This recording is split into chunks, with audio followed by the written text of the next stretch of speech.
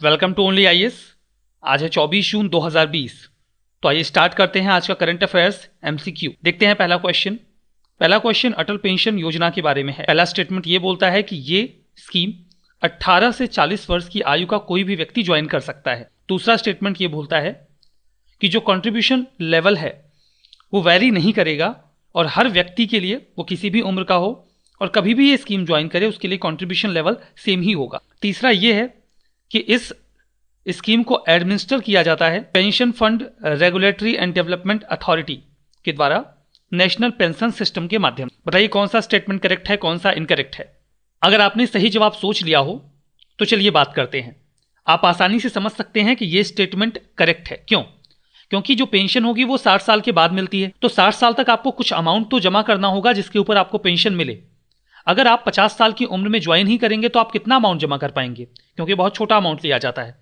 तो अगर आप 40 वर्ष के पहले ज्वाइन करेंगे तो आप इनफ अमाउंट जमा कर पाएंगे ताकि आपको पेंशन दी जा सके। तो 18 से 40 साल का जो कैप है ये सही लग रहा है, तो स्टेटमेंट करेक्ट हो जाएगा। आप इसे भी पता कर सकते हैं कि ये इनकरेक्ट होगा। क्यों? यहां कहा जा रहा है कि कॉन्ट्रीब्यूशन लेवल वेरी नहीं करेगा। क्यों नहीं वेरी करेगा? अगर किसी व्यक्ति को यहां पर पेंशन जो है उसमें आप बहुत ज्यादा वेरिएशन क्रिएट नहीं करना चाहते हैं, तो अगर कोई व्यक्ति बाद में ज्वाइन कर रहा है तो आपको उससे ज्यादा कंट्रीब्यूशन लेना होगा। जो पहले ज्वाइन कर रहा है वो कम कंट्रीब्यूशन भी देगा तो चलेगा, तो जो जितना लेट ज्वाइन करेगा उसे उतना ज्यादा कंट्रीब्यूशन देना होगा ताकि उसे इनफ पेंशन दी जा सके। यहां पे कहा जा रहा है कि कंट्रीब्यूशन वेरी नहीं करेगा, तो ये इनकरेक्ट हो जाएगा। पेंशन के लिए ये एक रेगुलेटरी बॉडी है, तो इसका सही होना बहुत ही स्वाभाविक सी बात है, तो ये भी करेक्ट है। तो 1 और 3 ये आपको करेक्ट आंसर मिलेंगे। ठीक है, तो दूसरा स्टेटमेंट इनकरेक्ट इसीलिए है क्योंकि जो लेट से ज्वाइन करेगा उसे ज्यादा कंट्रीब्यूशन पे करना पड़ेगा। फ्लैगशिप स्कीम है ये अटल पेंशन योजना। 2.2 करोड़ सब्सक्राइबर्स राइट नाउ इसके हैं। स्कीम को 2015 में लॉन्च किया गया था और pension fund regulatory and development authority इसे रेगुलेट करती है। 18 से 40 वर्ष के लोग इसे ज्वाइन कर सकते हैं। 1000 से लेकर 5000 तक पेंशन दी जाती है 60 वर्ष की आयु के पूरे हो जाने के बाद, और उस व्यक्ति के चले जाने के बाद उसके स्पाउस को वो पेंशन दी जाती है। और अगर दोनों लोग चले जाते हैं तो जो नॉमिनी होगा उसे अमाउंट पे कर दिया जाएगा। अगर आप कोई पैसा कंट्रीब्यूट कर रहे हैं अटल पेंशन योजना में तो उसके लिए आपको टैक्स बेनिफिट्स भी मिलेंगे। अगला क्वेश्चन मिशन सागर के बारे में है। आपको इसके गोल्स बताने हैं। गोल्स सब्जेक्टिव क्वेश्चन है थोड़ा सा। इसका पहला गोल तो यह है कि ये climate of trust and transparency create करता है। दूसरा, ये इंटरनेशनल मैरीटाइम रूल्स को रेस्पेक्ट करने के लिए है ताकि सभी लोग इसे फॉलो करें, और ये मैरीटाइम इश्यूज को पीसफुल रिजॉल्व करने के लिए है। बताइए कौन सा गोल आपको सही लग रहा है, कौन सा गलत लग रहा है। अगर आपने जवाब सोच लिया है तो देखिए बड़ी ही सामान्य सी बातें लग रही हैं, मतलब इसमें ऐसा कुछ टेक्निकल लग नहीं रहा कि गलत हो। तो 3 के तीनों ही करेक्ट हैं, ऑल आर करेक्ट। न्यूज में इसलिए था क्योंकि कोविड-19 पेंडेमिक की मदद के लिए भारत ने मालदीव, मॉरिशस, सिसलीज, मेडागास्कर और कोमोरोस के लिए मदद भेजी है, फूड आइटम्स और medicine. INS Kesari port of Male जो रिपब्लिक ऑफ मालदीव्स में है वहां पर एंटर करेगा। 600 टन जो फूड आइटम्स हैं वो वहां पर पहुंचाया जाएगा। सागर का फुल फॉर्म है security and growth for all. ये हमारे प्राइम मिनिस्टर का विजन था। इस वर्ड को 2015 में कॉइन किया गया था। इसमें ministry of defence and external affairs दोनों ही इन्वॉल्व हैं। इसका एक ऑब्जेक्टिव ये है कि पूरे रीजन में पीस, स्टेबिलिटी एंड प्रॉस्पेरिटी को इंश्योर किया जाए, और अगर कोई इशू आता है इंडियन ओशन रीजन में तो इंडिया सबसे पहला रिस्पॉन्डेंट हो। ठीक है, यहां पर देखिए तीसरा क्वेश्चन ये टोडा ट्राइब के बारे में है। पहला स्टेटमेंट यह है कि जो टोडा ट्राइब होती है वो एक पाशुरल ट्राइब है हिमालयाज और नॉर्थ ईस्टर्न रीजन की। दूसरा कि जो ट्रेडिशनल टोडा ड्रेस है वो एक डिस्टिंक्टिव सॉल होती है जिसे पुटकुली कहा जाता है। बताइए कौन सा स्टेटमेंट करेक्ट और कौन सा इनकरेक्ट है। सोचिए। सही जवाब अगर आपने सोच लिया है, लेट मी टेल यू, यहां पर ये जो पहला स्टेटमेंट है ये इनकरेक्ट है। ये तो आपको जानना पड़ेगा, मतलब इसमें ऐसा कुछ टेक्निकल, ऐसा कुछ जनरल नहीं है कि आप गेस कर सकें। एक्चुअली में ये साउथ इंडिया के नीलगिरी रीजन में पाई जाने वाली एक ट्राइब है, नॉर्थ ईस्टर्न या नॉर्थ इंडिया की नहीं। बाकी ये तो सही है, इनकी जो शॉल होती है उसे पुटकुली ही कहा जाता है।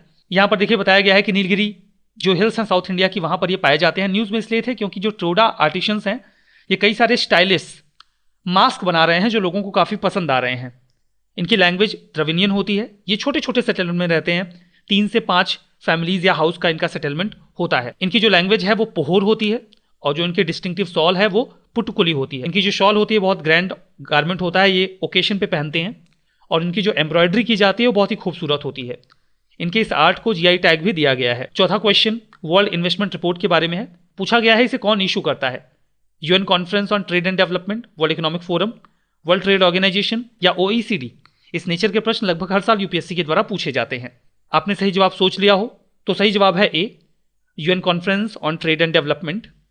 ट्रेड और डेवलपमेंट की बात हो रही है तो इन्वेस्टमेंट को आप इससे जोड़ सकते हैं। रिपोर्ट अभी जारी की गई, वर्ल्ड इन्वेस्टमेंट रिपोर्ट, जिसमें यह बोला गया कि देखिए ये रिपोर्ट 1991 से जारी की जा रही है।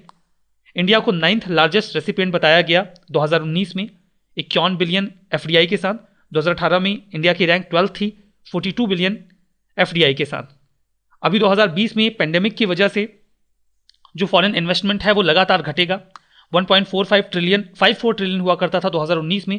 उम्मीद यह है कि 1 ट्रिलियन के नीचे चला जाएगा, जो कि 2005 के बाद पहली बार होगा। पांचवां क्वेश्चन ओल्म्स के बारे में है, जो कि हाल ही में स्लोवेनिया के पोज्जोना केव में देखे गए। देखिए यहां पर इन्हें सक्सेसफुल ब्रीडिंग के लिए रखा गया था 2016 से। इनके बारे में पहला स्टेटमेंट यह है कि ये बहुत ही बाकी जो एम्फीबियंस होते हैं उनके विपरीत ये एक्वेटिक है पूरी तरीके से। ये खाते, सोते और ब्रीड अंडर वाटर ही करते हैं। दूसरा यह है कि ये सबटेरेनियन एक्वेटिक कास्ट सिस्टम में रहते हैं, जो लाइमस्टोन या फिर डोलोमाइट रॉक्स का बना होता है, जहां पर किसी केव के अंदर आपको इस प्रकार की आकृतियां मिलती हैं। ठीक है, इस प्रकार की आकृतियां आपको कास्ट सिस्टम में मिलती हैं, आपने ज्योग्राफी में पढ़ा होगा, वहां पर ये पाए जाते हैं केव के एंट्रेंसेस पे। बताइए कौन सा स्टेटमेंट करेक्ट है, कौन सा इनकरेक्ट है। तो मैं आपको बता देता हूं कि दो के दोनों ही स्टेटमेंट यहां पर करेक्ट हैं। देखिए जो ओल्म्स होते हैं इनके पास आंख नहीं होती, या इनकी जो आंख होती है वो आपको दिखेगी नहीं, स्किन कवर्ड होती है। इन्हें बेबी ड्रैगन या ह्यूमन फिश के नाम से भी जाना जाता है। ये एंडेमिक केव वर्टिब्रेट्स हैं, केवल केव्स में ही पाए जाते हैं, और ये 10 सालों तक बिना खाने के रह सकते हैं। ये 12 से 15 साल के हो जाते हैं तब सेक्सुअल स्टेज पे पहुंचते हैं। ये 1 दशक में एक बार ब्रीड करते हैं, वो भी बहुत लिमिटेड वे में, लेबोरेटरीज में या फिर ऐसी जगहों पर जहां पर उनका ह्यूमन कॉन्टैक्ट ना हो। का सेंसर सिस्टम बहुत ही पावरफुल होता है, बहुत अच्छी तरीके से स्मेल टेस्ट और सुन सकते हैं। इलेक्ट्रोसेंसिटिविटी भी बहुत ज़्यादा होती है, मतलब आप पाँव रखेंगे तो ये जो विभिन्न प्रकार की तरंगे होती हैं उन्हें भी फील कर पाते हैं। एंटायरली एक्वेटिक स्पीसीज है, Bosnia, Herzegovina, Croatia, Italy, Slovenia, France में पाई जाती है। 5 से 15 डिग्री सेल्सियस के रेंज के वाटर में पाए जाते हैं टेम्परेचर के। क्लीन वाटर चाहिए होता है, इसीलिए वाटर पोल्यूशन से इनको खतरा होता है। अगला क्वेश्चन वाधवन पोर्ट के बारे में है। हाल ही में न्यूज में देखा गया, ये एक प्रपोज्ड पोर्ट है, किस राज्य में बताइए। गुजरात, आंध्र प्रदेश, वेस्ट बंगाल, महाराष्ट्र। सही जवाब अगर आपने सोच लिया है, let me tell you the correct answer is Maharashtra. यहां पर ये एक प्रपोज्ड पोर्ट है। Ministry of environment of forest and climate change ने बोल दिया कि अगर इकोलॉजिकल फ्रेजाइल जोन है तो वहां पर पोर्ट्स को डेवलप किया जा सकता है। इसके बाद जो ये पोर्ट है, इसे एक जो ग्रीन सिग्नल है वो मिल गया है। इसे कंपनीज एक्ट के तहत स्टैब्लिश किया जाएगा। ये एक लैंडलॉर्ड मॉडल पर तैयार किया गया पोर्ट होगा। लैंडलॉर्ड मॉडल में होता यह है कि जो पोर्ट अथॉरिटी होती है वो केवल रेगुलेटरी बॉडी होती है, और जो पूरा ऑपरेशन हैंडल किया जाता है वो कंपनीज हैंडल करती है। मतलब जो पोर्ट अथॉरिटी होगी वो लैंडलॉर्ड की तरह काम करेगी, केवल रेगुलेट ही करेगी। ठीक है, यहां पर देखिए अगला क्वेश्चन जो कि डेक्सामेथासोन के बारे में है। डेक्सामेथासोन ये एक जेनरिक स्टेरॉइड है जिसे वाइडली इन्फ्लेमेशन को रिड्यूस करने के लिए इस्तेमाल किया जाता है डिसीज में। इन्फ्लेमेशन मतलब जलन। ये वर्ल्ड एंटी डोपिंग एजेंसी के द्वारा कॉम्पिटिशन में बैन किया गया है। कौन सा स्टेटमेंट करेक्ट, कौन सा इनकरेक्ट है बताइए। यहां पर सही जवाब है सी, बोथ 1 और 2 आर करेक्ट। देखिए ये पहली फर्स्ट कोरोना वायरस ट्रीटमेंट जो डिसीज के लिए, कोरोना वायरस डिसीज के लिए पहली अच्छी दवा साबित हुई है, जो कि रिस्क में बहुत अच्छा परफॉर्म कर रही है। अगर कोई व्यक्ति वेंटिलेशन पे है तो 35% उसका रिस्क कम करती है, और अगर कोई व्यक्ति ऑक्सीजन पे है तो 20% उसका रिस्क कम कर देती है। तो कारगर साबित हो रही है।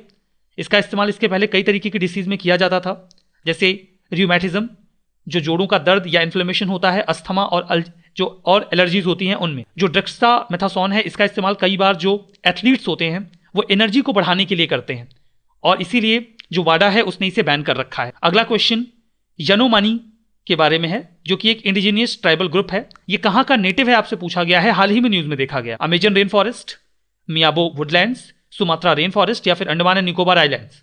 बताइए। सही जवाब है अमेजन रेन फॉरेस्ट।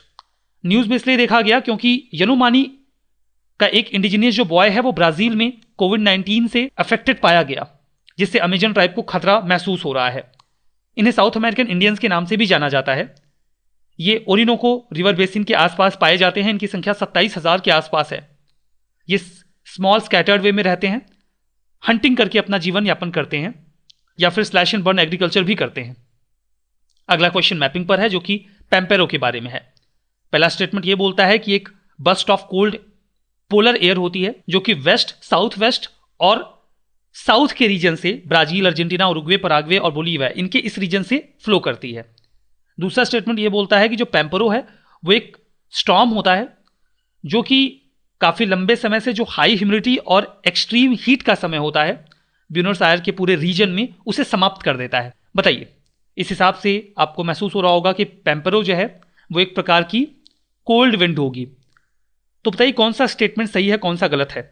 आपने अगर पढ़ा होगा तो आप अंदाजा लगा चुके होंगे। सही जवाब है बोथ 1 and 2 आर करेक्ट। देखिए, लोकल विंड्स पर ये एक सवाल है।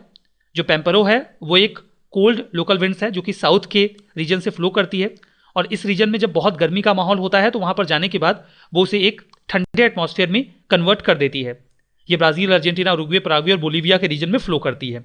अगला क्वेश्चन अटाकामा डेजर्ट के बारे में है, जो कि ड्राइएस्ट नॉन पोलर डेजर्ट माना जाता है। जो ड्राइएस्ट डेजर्ट, नॉर्मली जो ड्राई डेजर्ट होते हैं वो पोलर रीजन में होते हैं, लेकिन नॉन पोलर रीजन में सबसे ज्यादा ड्राइएस्ट डेजर्ट है। आखिर इसकी एक्सट्रीम एरिडिटी का रीजन क्या है? एक वहां से करंट फ्लो करती है, उस करंट के कांटेक्ट में आने की वजह से यहां पर जो माहौल है वो बहुत ज्यादा एरिड हो जाता है, सूखा हो जाता है। तो कौन सी करंट इस रीजन को प्रभावित करती है? बेंगुएला, अगोलहास, हम्बोल्ट या फिर ब्राजील? तो ये करंट्स आपने पहले भी पढ़े होंगे, हमने इस पर क्वेश्चन भी देखे थे। अंदाजा लगाइए कि यहां पर कौन सी करंट फ्लो करती है। तो सही जवाब है सी, हम्बोल्ट करंट। हम्बोल्ट करंट की वजह से ये बहुत ज्यादा ड्राई नॉन पोलर डेजर्ट बन जाता है। अटाकामा डेजर्ट देखिए यहां पर है, ये लोकेशन आपको अटाकामा डेजर्ट की दिख रही होगी यहां पर। इस मैप में देखेंगे अच्छा क्लियर हो जाएगा। ये पूरा रीजन अटाकामा डेजर्ट का है, ठीक है। और यहीं से जो हम्बोल्ट करंट है वो फ्लो करती है। दैट्स वाई यहां पर जो टेम्परेचर है वो और भी ज्यादा गिर जाता है। ओनली आईएएस पे कुछ बहुत ही इफेक्टिव कोर्सेस अवेलेबल हैं, डेडिकेटेड प्रीलिम्स प्रोग्राम, जहां पर टाइम टेबल वाइज आपकी तैयारी करवाई जाएगी। 29 से ये जो प्रोग्राम है वो लॉन्च हो रहा है। टेस्ट सीरीज भी अलग से आप अवेल कर सकते हैं। बाकी PSIR और सोशियोलॉजी ऑप्शनल भी अवेलेबल है। अगर आपको ये फायदेमंद लगे तो आप इन्हें ज्वाइन कर सकते हैं। कल के मैपिंग के पार्ट में आपको क्या तैयार करना है? कल के मैपिंग के पार्ट में आपको प्लेन्स एंड प्लेटूज तैयार करने हैं। साउथ अमेरिका के प्लेन्स एंड प्लेटूज ये दोनों आप प्रिपेयर रखिएगा। और आज का अपना स्कोर कमेंट बॉक्स में बताना मत भूलिएगा। इस सेशन में बस इतना ही। Thank you very much.